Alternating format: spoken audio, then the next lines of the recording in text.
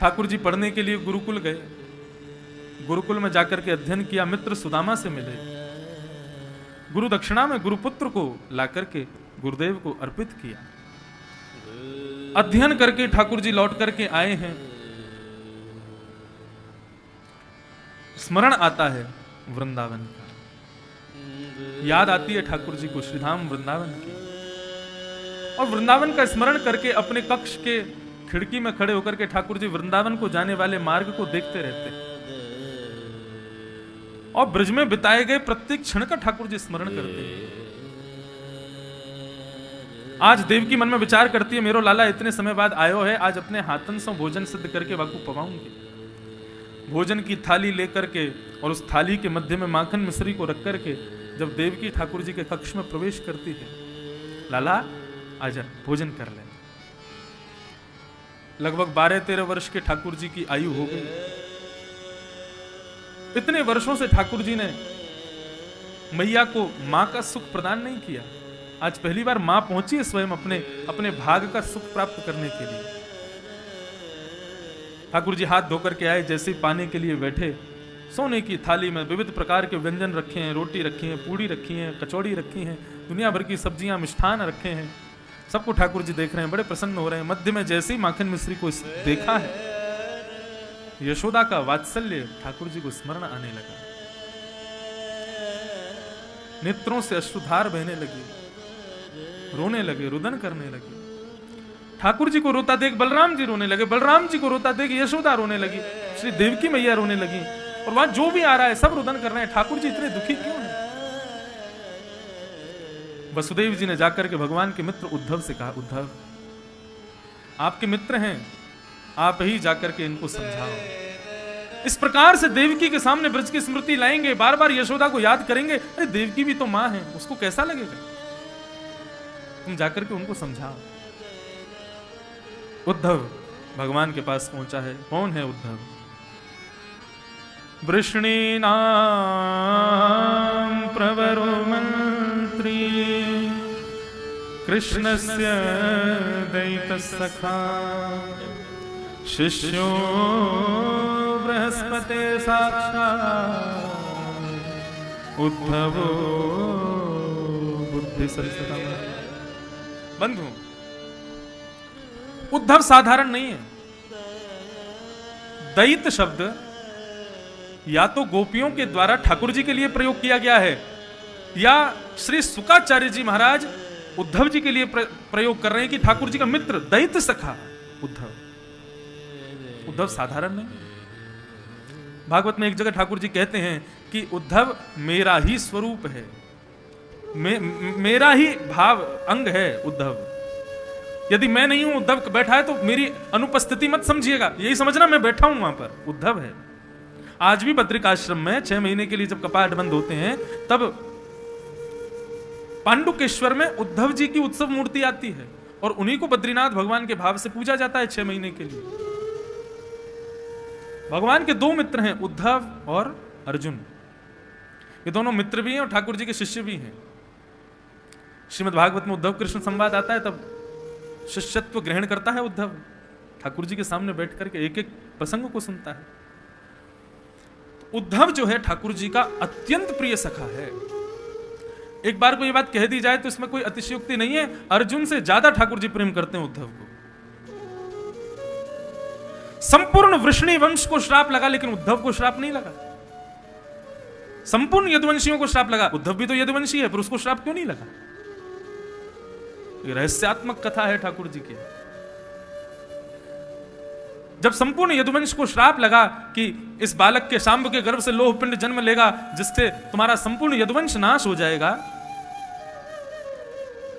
सब बालक दौड़े दौड़े उग्रसेन राजा के पास गए और जाकर के अपनी सारी बात बताई, तो उग्रसेन ने लोह पिंड घिसवा करके समुद्र में फेंकवा दिया। लेकिन समुद्र कुछ भी स्वीकार नहीं करता। लहरों ने समूचा जो लोह पिंड घिस के डाला सब किनारे कर दिया, वही एरका नाम की घास बन गया। यहां यदुवंशी चिंतित बैठे और सबने स्वधर्मा सभा में ठाकुर जी के सामने प्रस्ताव रखा। यदुवंशियों को श्राप लगा है कन्हैया, और आप हमारे स्वामी हैं, आप हमारी रक्षा करो। इस भयावह श्राप से हमारी रक्षा कीजिए कन्हैया। ठाकुर जी बहुत देर तक तो सिर पे हाथ रख के बैठे रहे, सोचने लगे कैसे करें कैसे करें। संत महात्माओं ने श्राप दिया, ब्राह्मणों ने श्राप दिया है, मैं कुछ नहीं कर सकता इसमें। यदुवंशी रुदन करने लगे, बोले हम आपके खानदान के सदस्य हैं ठाकुर जी, हमारी रक्षा करना आपका दायित्व है, आप हमारी रक्षा करो। ठाकुर जी बोले एक युक्ति आई है मेरे मन में। उद्धव भी बैठा वहीं पर और ठाकुर जी कहते हैं हमारे सौराष्ट्र में, द्वारिका सौराष्ट्र है, हमारे सौराष्ट्र में एक भगवान शिव का एक अलौकिक मंदिर है, उसका नाम है सोमनाथ। ऐसा सुनने में आता है कथा में कि दक्ष प्रजापति, उन्होंने चंद्रमा को शाप दिया कि तुम अपने रूप से विहीन हो जाओ, क्योंकि प्रजापति ने अपनी समस्त बेटियों का ब्याह चंद्रमा के साथ में किया, लेकिन चंद्रमा रोहिणी से ही ज्यादा प्रेम करते हैं। बाकी की बेटियों ने जाकर के दक्ष प्रजापति से शिकायत कर दी, बोले कि हमसे प्यार नहीं करते, हमसे प्रेम ही नहीं करते, हमसे कोई मतलब ही नहीं रखते। तो चंद्रमा के इस व्यवहार पर दक्ष प्रजापति ने उनको शाप दे दिया, तुम अपने रूप से विहीन हो जाओगे। चंद्रमा ने कहा ससुर जी आपने मुझे शाप तो दे दिया, रूप से विहीन हो जाऊंगा, लेकिन यदि मैं अदृश्य हो गया तो आपकी बेटियां विधवा हो जाएंगी। दक्ष बोले ये तो मैंने सोचा ही नहीं था।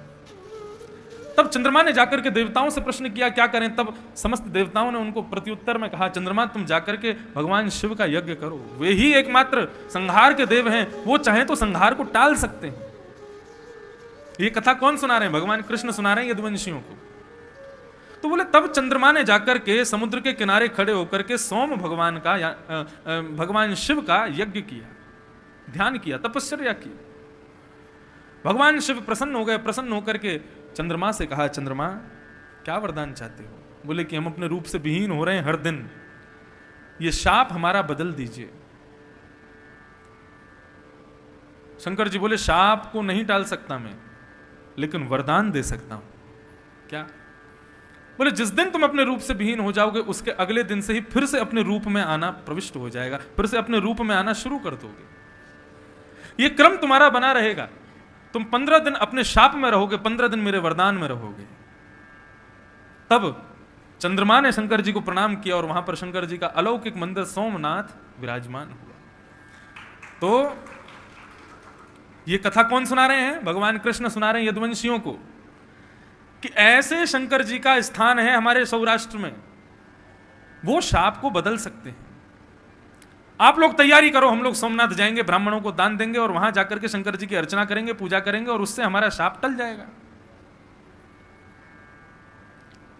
सब यदुवंशियों ने प्रणाम किया, खुश हो गए सब, ठाकुर जी को बार बार वंदन करने लगे। बोले आपने महाराज हम क्या बताएं, आपने जो किया है हमारे लिए वो हम बता नहीं सकते। सब यदुवंशी प्रसन्न होकर के जाने की तैयारी कर रहे हैं। सब उठ करके सुधर्मा सभा से ठाकुर जी को प्रणाम करके जा रहे हैं। उद्धव बैठा कोने में ठाकुर जी को देख रहा है। ठाकुर जी कहते हैं उद्धव क्या देख रहे हो? बोले मैं ये देख रहा हूं आपकी चतुराई की पराकाष्ठा कितनी है, मैं ये देख रहा हूं इतनी देर से। बोले चतुराई की पराकाष्ठा? बोले गजराज तारो तेने आवने को जावने को खावने पकावने को मीराबाई तारी है, तुलसी नरसिंह मेहता को तारो वहीदन सुनावने को। ऐसे ऐसे लोगों को तार दिया, लेकिन अपने यदुवंशियों को तारने की बात आई तो जाने क्या क्या पाठ पढ़ाने लग रहे हो। सोमनाथ जाना पड़ेगा, वहां जाना पड़ेगा, वहां करना पड़ेगा, तब जाकर के शाप पूरा हटेगा। अरे तो मैंने क्या गलत कहा? शाप लगा है, मुझे भी तो लगा है। बोले वो सब तो ठीक है प्रभु, आपकी बात मैं मान ले रहा हूं, लेकिन मैं इतना पूछना चाहता हूं, ये शाप सूतक पातक सोबर और पाप पुण्य आदि ये सब किसने बनाया इनको? भगवान बोले विधाता ने बनाया, ब्रह्मा ने बनाया। बोले ब्रह्मा ने इन सबको बनाया तो इन सब का लागू होने का स्थान कहां है? बोले ब्रह्मा की पृथ्वी, ब्रह्मा की पृथ्वी पर ये सब कुछ लागू होते हैं। सूतक पातक और शाप आदि ये सब जितने भी दोष बनाए हैं सब ब्रह्मा ने अपनी पृथ्वी के लिए बनाए हैं। ब्रह्मा ने अपनी बनाई पृथ्वी के लिए इनको निर्माण किया, लेकिन जो भूमि विश्वकर्मा ने बनाई है वहां पर सूतक पातक और शाप प्रवेश नहीं करता। ठाकुर जी आपकी द्वारिका जो है ये ब्रह्मा के द्वारा बनाई गई नहीं है, ये चिन्मय भूमि है, यहां पर किसी भी प्रकार का शाप प्रवेश नहीं कर सकता। भले ही संतों ने कहा होगा कि भाई शाप देते हैं, लेकिन ये चिन्मय भूमि है, यहां पर शाप लगता ही नहीं है किसी को। आप जबरदस्ती समस्त यदुवंशियों को समुद्र पार करवा के ब्रह्मा की भूमि सोमनाथ लेके जा रहे हो ताकि सबको शाप लग जाए। असली बात तो ये है। ठाकुर जी उठ करके गए, उद्धव का मुंह बंद कर दिया, बोले चुपचाप बैठा रहे यहीं पे, बोलने की जरूरत नहीं है। और सुन, तुम नहीं जाओगे, तुम यहीं रहोगे। इसलिए उद्धव को शाप नहीं लगा, समस्त यदुवंश को शाप लगा। भगवान कहते हैं, बोले उद्धव, इन यदुवंशियों के पास खुद का क्या है? कुछ भी नहीं। बल मैंने प्रदान किया, ऐश्वर्य मैंने प्रदान किया, श्री मैंने प्रदान की, ये सब कुछ मेरे श्रम का खा रहे हैं।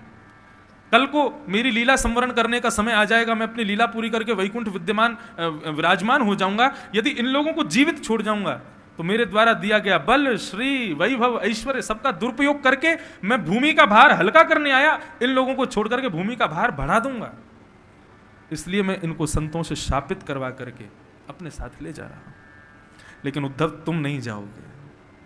उद्धव ने चरण पकड़ लिए, प्रभु मैं चलूंगा आपके साथ में सोमनाथ यज्ञ के लिए। ठाकुर जी ने कहा, तुझे मेरी सौगंध है उद्धव, तू नहीं जाएगा। मेरी भक्ति का प्रचार तेरे माध्यम से होगा। तू मेरा दैत्य सखा है, तुझे इस धराधाम पर रहना है, मेरी भक्ति का प्रचार करना है, तू नहीं जाएगा। और भगवान अकेले उद्धव को द्वारिका में छोड़ करके समस्त यदुवंशियों को नाव में बैठा करके समुद्र पार करके जैसे ही लेकर के जाते हैं, यदुवंशी जैसे ही सोमनाथ में अपने चरण रखते हैं, उतरते हैं, इतने में ही सब शापित होते चले जाते हैं। सबको शाप लग गया, उद्धव बच गए। ठाकुर जी ने उद्धव को भेजा बद्रीनाथ। तो उद्धव ठाकुर जी का अत्यंत प्रिय सखा है। आज ठाकुर जी उसको ब्रजमंडल भेजने वाले हैं। क्यों? इतना ज्ञानी तो है। वृष्णीनाम प्रवरो मंत्री कृष्णस्य दैत्य सखा शिष्यो बृहस्पतिर साक्षात, बृहस्पति का शिष्य है उद्धव। बुद्धि सत्तम, बुद्धि में बहुत अच्छा है उद्धव, फिर क्यों उसको वृंदावन भेज रहे हैं? बोले उद्धव ज्ञानवान तो है लेकिन अभी प्रेमवान नहीं है। अष्ट छाप के एक सखा अपने पद में गाते हैं,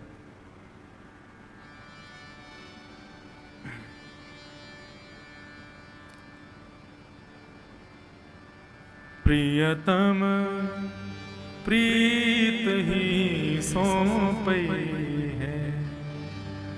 ठाकुर जी कैसे मिलते हैं? प्रियतम प्रीत ही सौंपई हैं। उनको आप ज्ञान मार्ग पर चल करके पालोगे, नहीं हो पाएगा संभव। उद्धव बहुत ज्ञानी है लेकिन ज्ञान के मार्ग पर चल करके ठाकुर जी की प्राप्ति असंभव है।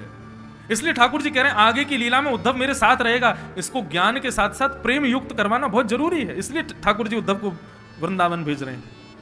प्रियतम प्रीत ही सौंपे हैं, प्रियतम प्रीत ही सौंपे हैं, प्रियतम प्रीत ही सौंपे हैं, प्रियतम प्रीत ही सौंपे हैं, प्रियतम प्रीत ही सौंपे हैं, प्रियतम प्रीत ही सौंपे हैं, प्रियतम प्रीत ही सौंपे हैं, प्रियतम प्रीत ही सौंपे हैं, प्रियतम प्रीत ही सौंपे हैं,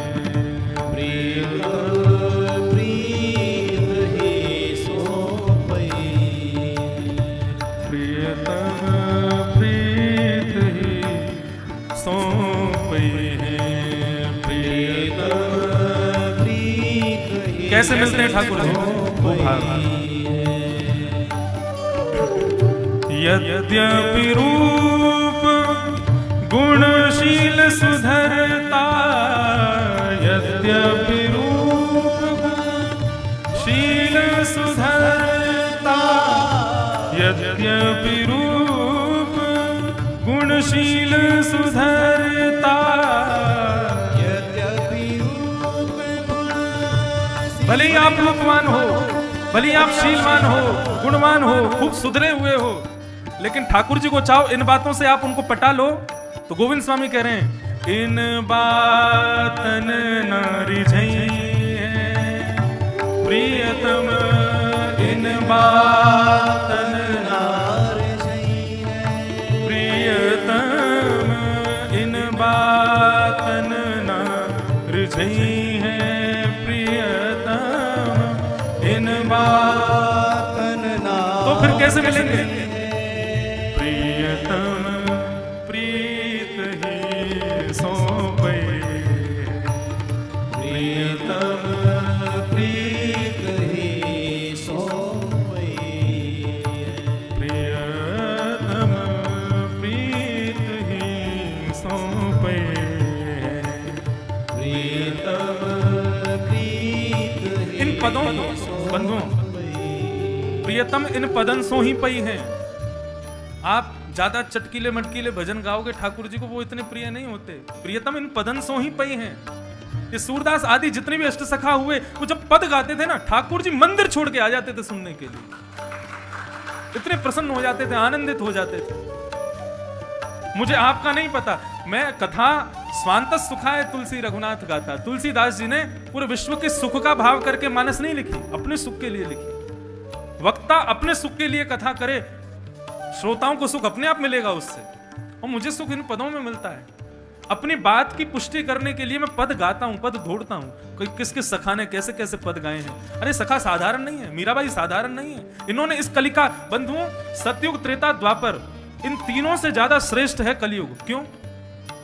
सतयुग में एक आध बार प्रकट हो गए, त्रेता में एक आध बार प्रकट हो गए, द्वापर में एक आध बार प्रकट हो गए ठाकुर जी, लेकिन कलिकाल में भक्ति शतक आया था। 100 वर्ष तक केवल भक्त हुए थे इस भूमि पर।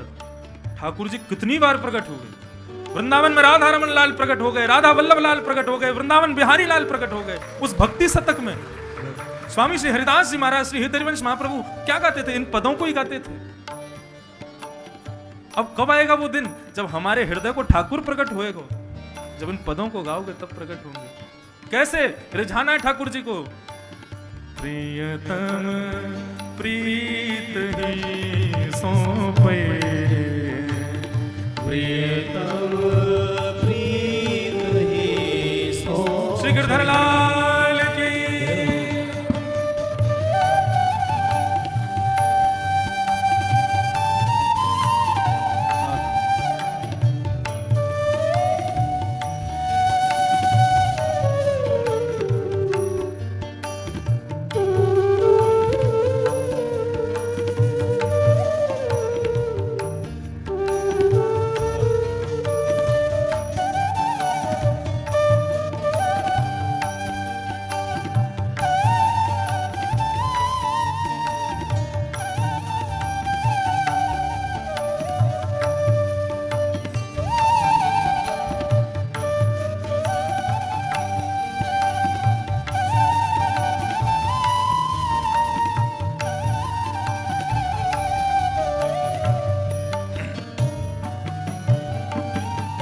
सतकुल जन्म कर्म शुभ लक्षण, सतकुल जन्म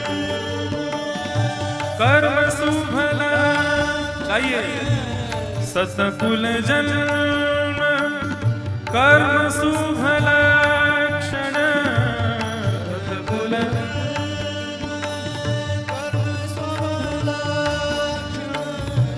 वेद पुराण पढ़े हैं प्रियतम, वेद पुराण पढ़े हैं। भले ही आप सत्कुल में जन्मे हैं, भले ही बहुत सुंदर आपके कर्म हैं, सद्गुण संपन्न हो आप, वेद पुराणों का अच्छा ज्ञान भी हो गया है आपको, लेकिन श्री गोविंदास जी कह रहे हैं इन सब से ठाकुर जी नहीं मिलेंगे।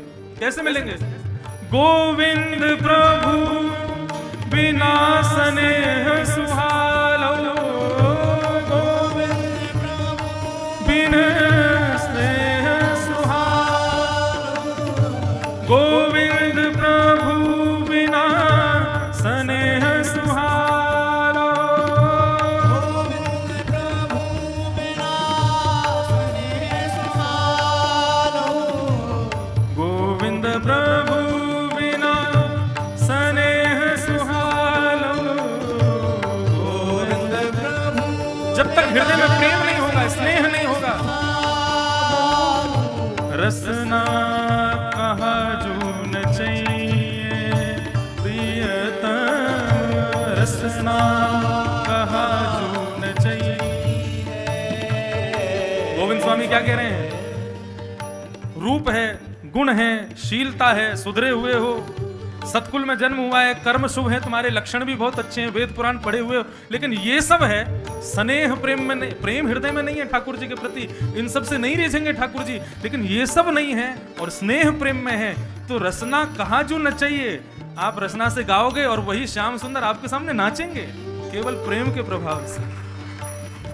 गोविंद प्रभु बिना स्नेह सुहालो, गोविंद प्रभु बिना स्नेह सुहालो, रसना कहा जो न चाहिए प्रियतम, रसना कहा जो न चाहिए प्रियतम, रसना कहा जो न चाहिए प्रियतम, रसना कहा जो न चाहिए,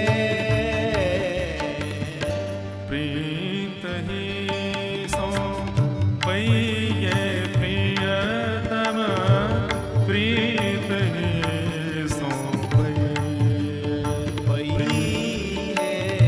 प्रीत ही सो पइये,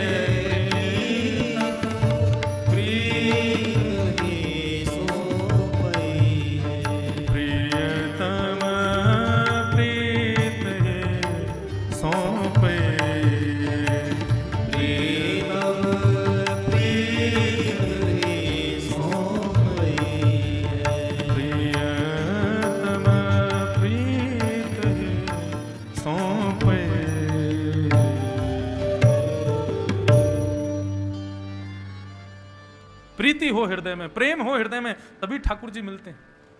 और उद्धव के अंदर सब कुछ है लेकिन प्रीति नहीं है, अभी प्रेम नहीं है।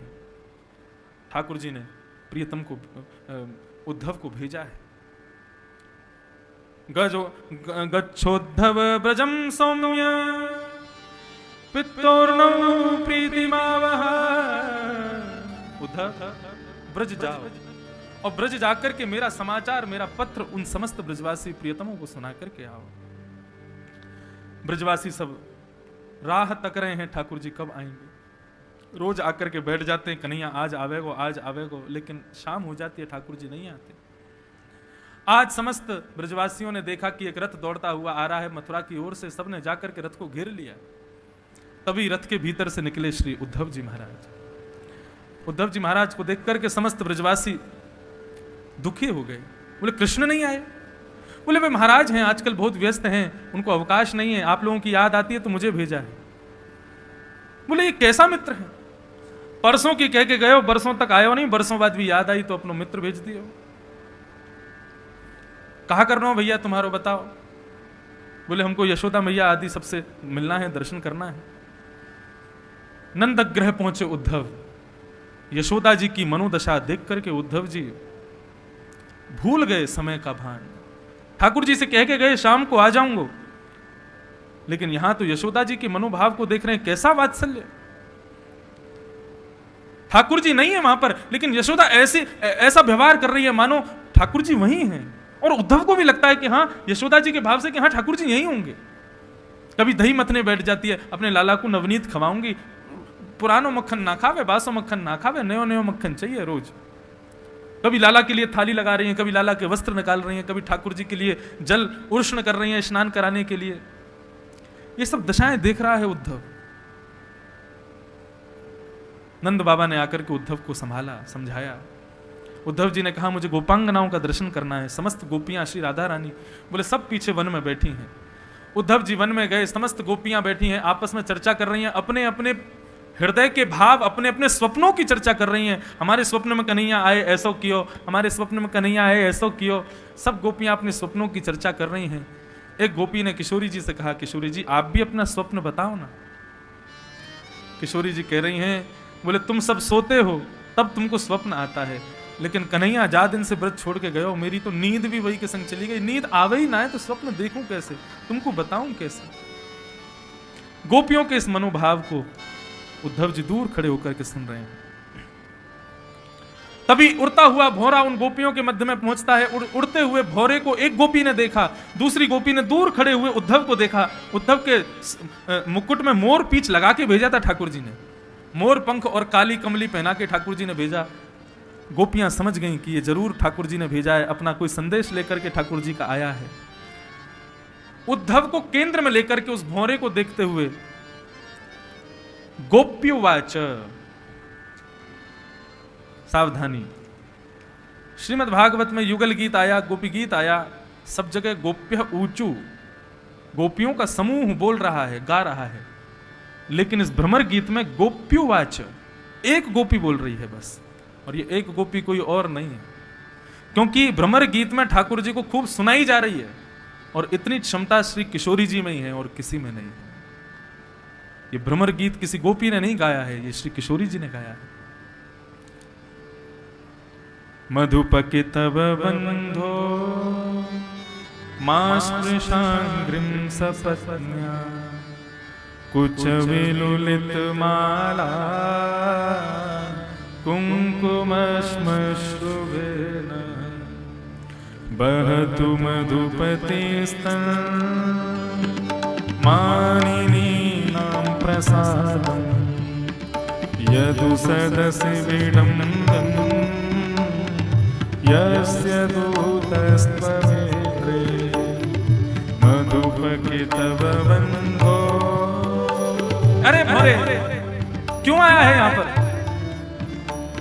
तेरी मूंछों में जो कुमकुम लगा है ये जरूर श्री कृष्ण के चरणों से लेकर के आया होगा, और श्री कृष्ण के चरणों में ये कुमकुम जरूर मथुरा की गोपियों के वक्षस्थल से आया होगा।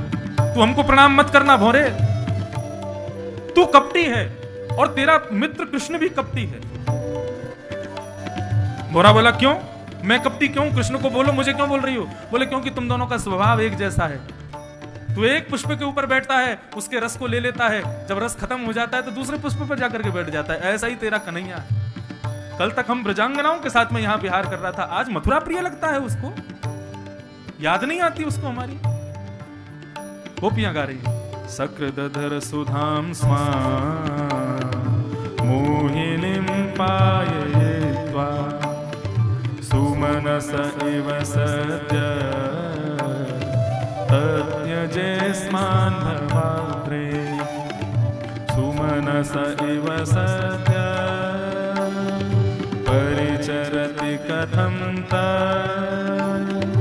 पादपद्मं तु पद्मा यपिबत चेता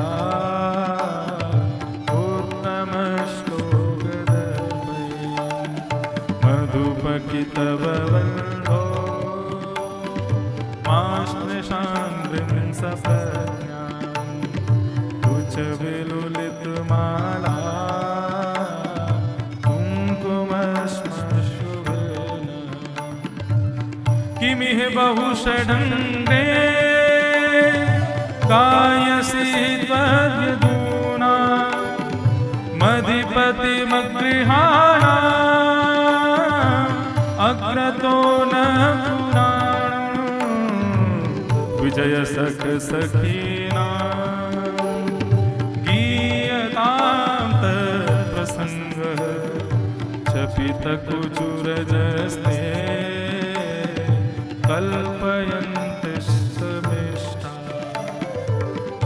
मधुपके तव बंधो मधुपके तव बंधो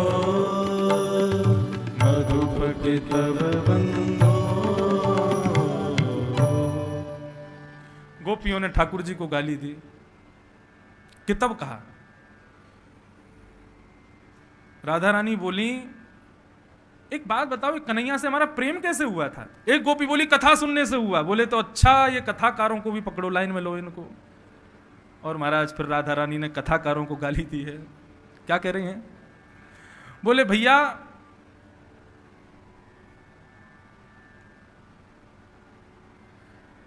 ये जितने भी कथाकार हैं ना,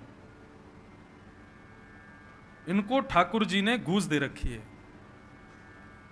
कैसी? बोले कि तुम लोग जा जा करके घर घर में घुस घुस करके ऐसी मेरी बढ़िया बढ़िया मीठी मीठी कथा सुना करके श्रोताओं को मेरे प्रेम में विभोर कर दो, पागल कर दो, इसके बदले समस्त वक्ताओं को मैं मुक्ति दे दूंगा। अरे ताली काय को बजा रहे हो? कोई यहां पे गोपियां कह रही हैं, बोले कि इन वक्ताओं को दूर दूर के पकड़ो जिन्होंने कृष्ण प्रेम हमारे भीतर प्रकट किया है। इन कथाकारों की वजह से ही तो ये कृष्ण प्रेम उत्पन्न हुआ, और वो कृष्ण प्रेम उत्पन्न करा के खुद तो 7 दिन में दक्षिणा लेके चले जाते हैं, हमको यहां पर कृष्ण प्रेम में विभोर छोड़ जाते हैं। ठाकुर जी के ऐसे ही गोपियां सब श्री किशोरी जी अपने भाव से ठाकुर जी को खूब सुना रहे हैं। विसृज शिरसि पादम वेद्यहं चाटुकारै रनुनय विदुषस्ते भेद्य दैत्यै मुकुंदा स्वकृत इह विशिष्टा पत्य पत्यन्य लोका व्यसजद कृत चेता किम नु संध्येमसस्मिन्। क्या बेकार, ये कन्हैया आज का कपटी थोड़ी है, केवल हम गोपियों के साथ कपट किया ऐसा थोड़ी है। ये तो अपने प्रत्येक अवतार में कपट करता है। भौरे ने कहा कौन से अवतार में किया? बोले राम बन करके गए, छुप करके बाली को बाण मार दिया, क्या बिगाड़ा था बेचारे ने। शूर्पणखा आई ब्याह करने के लिए तो उसके नाक कान काट दिए। अरे ब्याह का कोई प्रस्ताव लेकर के आता, नहीं करना मना कर दो, नाक कान कौन काटता है? उसको खुद का भी नहीं बनाया और किसी और का रहने भी नहीं दिया, उसको बेचारी को कोई देखता भी नहीं था, उसके संग भी ऐसा किया। बलि त्रिलोकी का साम्राज्य मेहनत करके पाया उसने, बामन बनकर के, छोटो से बनकर, कितनी चाटुकारी है इसकी कन्हैया की। नेक सौ बन के गयो, 3 पग जमीन चाहिए बस हमको। बलि ने प्रसन्न होकर के वरदान संकल्प ले लिया, सोई विराट बन गए, 2 पग से तीनों लोक नाप लिया, तीसरा पग छोड़ा ही नहीं बेचारे के लिए। ये आज को कपटी थोड़ी है, हम गोपियां ही इसके कपट के जाल में फंसी हैं ऐसा थोड़ी है, ये तो जन्म जन्म का कपटी है।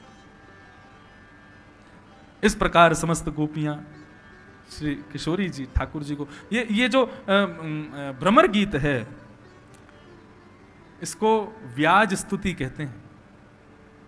इस पर भी मैंने सप्त गीतों पर जब कथा की थी तब भ्रमर गीत भी पूरा कहा था। तो भ्रमर गीत में ठाकुर जी, व्याज स्तुति का मतलब है तो स्तुति, लेकिन निंदा करते हुए स्तुति कर रहे हैं। एक बार कुम्मन दास जी ने करी थी एक राजा की, एक राजा पीछे पड़ गया, उनके बोले मुझे भैरव राग सुनाओ, भैरव राग सुनाओ, भैरव राग सुनाओ।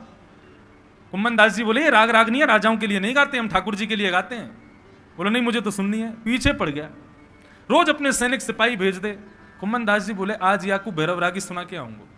राग सुनाने गए फतेहपुर सीकरी, राजा के यहाँ जाकर के राजा ने अपने सब बड़े बड़े मित्र बुला रखे, तो बोले ऐसा गायक नहीं सुना होगा आपने, ऐसा स्वर नहीं सुना होगा, देखो मैंने बुलाया इनको गोवर्धन से। कुम्मन दास जी बोले आज्ञा करें, मुझको जल्दी पहुंचना है गोवर्धन, क्या सुनाना है जल्दी सुना के जाऊंगा। बोले राग भैरव सुनाओ। अब तो महाराज राग भैरव तान छेड़ दी। जैसी भैरव तान छेड़ी कुम्मन दास जी बैठ गए, बैठ करके उन्होंने गाना शुरू किया। बोले राजा ने कहा है राग भैरव सुनाओ, गाना क्या, ये तो मैं स्वतंत्र हूं, सुनाऊंगा राग भैरव, लेकिन राजा की निंदा करते हुए सुनाऊंगा। भगत को कहा सीकरी सो कान, आवत जात पन्हैया टूटी, बिसर गयो हरिना, भगत को कहा सीकरी सो कान। आज हमारे संपूर्ण जीवन का सबसे काला दिन है, कुम्मन दास जी कह रहे हैं। राजा बोला क्यों? बोले जाको मुख देखत दुख लागत, ताको करन पड़ी परना, कुंभन दास लाल गिरधर बिन और न दूसरो का, भगत को कहा सीकरी सो कान। राजा अपनी लाज बचाने के लिए अब क्या करे, इनने तो कह दी पूरी, मेरी मिट्टी मिला दी पूरी, सबके सामने क्या क्या बोल रहे हैं। आवत जात पनैया टूटी, हमारी पनैया टूट गई हैं, तेरी वजह से आज हरि नाम नहीं बोला हमने, क्यों? पैरन में छाले पड़ गए, पनैया टूट गई। राजा ने अपनी लाज बचाने के लिए कहा महाराज दक्षिणा बताओ क्या दूं। कुम्मन दास जी बोले जो मांगूंगा सो दोगे। राजा बोला निश्चित दूंगा, आप मांगने में देरी करोगे, देने में देरी नहीं करूंगा। कुम्मन दास जी बोले अचरा पसार के मांग रहा हूं, दोबारा जीवन में कभी अपनो थोथड़ा हमको मत दिखाइयो, अपनो मुखमंडल मत दिखाइयो। हम लाल जी की सेवा के लिए पधारे हैं, तेरो मुख ना देखनो हमको, जीवन में कभी गोवर्धन मत आइयो, और आवे तो मेरे सामने मत आइयो। यही दक्षिणा दे दे राजा। तो इसको कहते हैं व्याज स्तुति।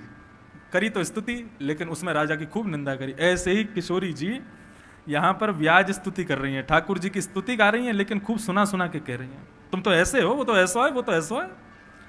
सब बात कहते कहते महाराज अंत में श्री उद्धव जी महाराज ने जाकर के समस्त गोपियों को प्रणाम किया, और प्रणाम करते हुए श्री उद्धव जी ने भगवान का पत्र सुनाया। ये बहुत जरूरी सुनने लायक विषय है, इसको सुनकर के सीधे हम तो सोच रहे थे पता नहीं कहाँ तक कथा पहुंचेगी, लेकिन आज हमसे 2-4 लोग बोले भैया ठाकुर जी क्वारो मत रहने दियो, ब्याह तो कर ही दियो ठाकुर जी को, ठाकुर जी क्वारे नहीं रहने चाहिए। नहीं ठीक है, ठाकुर जी ने जो पत्र लिखा है गोपांगनाओं के लिए वो सुनिए, ये जरूरी है सुनना। क्या कह रहे हैं?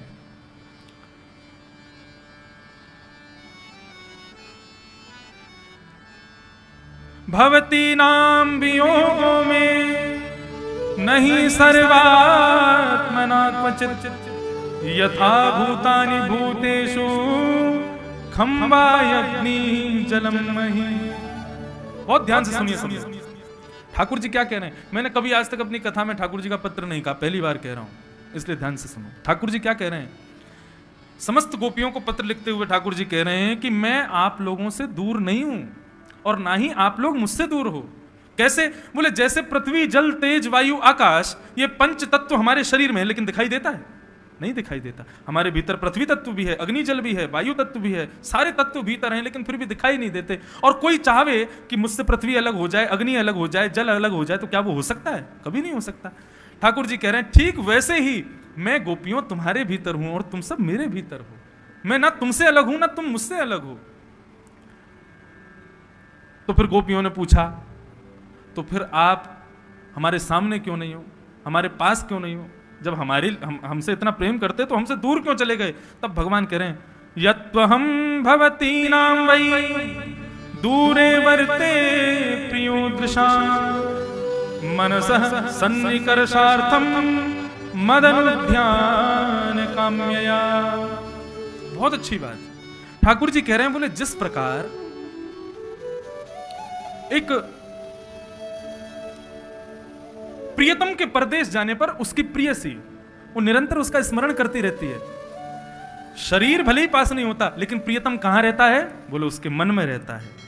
ऐसे ही ठाकुर जी गोपियों को कह रहे हैं कि मैं तुम्हारे पास शरीर से नहीं रहना चाहता, मैं तुम्हारे मन में रहना चाहता हूं, तुम्हारे चित्त में रहना चाहता हूं। हम सब भक्तों के लिए ठाकुर जी ये कह रहे हैं। जो लोग ऐसा संशय करते हैं ठाकुर जी प्रकट क्यों नहीं होते, उनके लिए ठाकुर जी कह रहे हैं मनसः सन्निकर्षार्थम।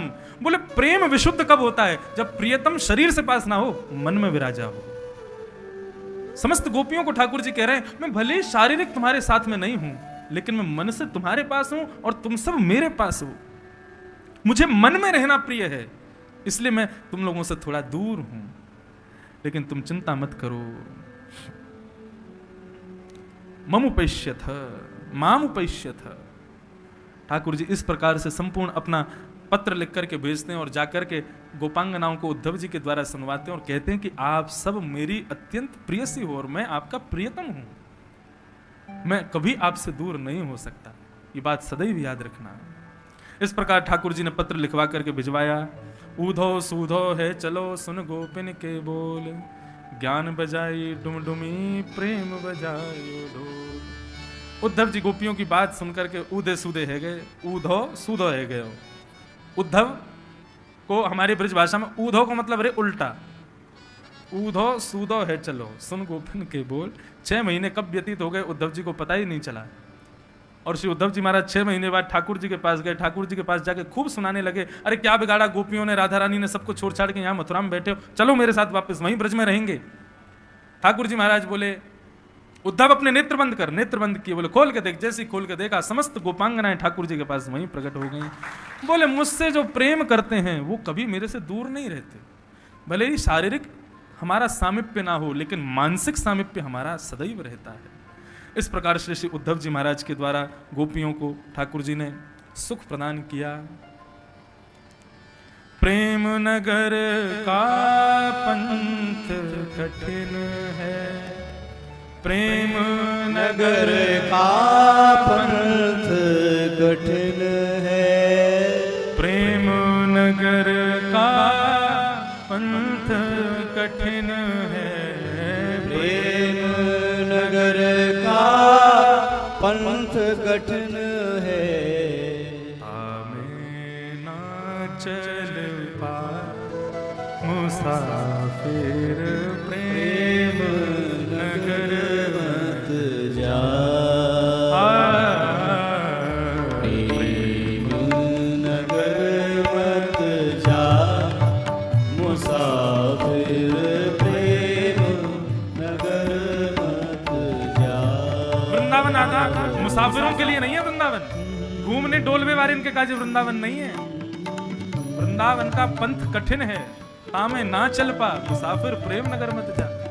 यहाँ आना है तो उसके लिए आपको श्री किशोरी जी की कृपा की, कल मैंने बताया ना कंस क्यों नहीं आ पाया, किशोरी जी की कृपा नहीं थी उसके ऊपर। इसलिए भैया यहाँ आओ तो फिर ये बात दृढ़ निश्चित करके आना कि फिर बदले बदले हो जाओगे, जीवन में बदलाव आ जाएगा।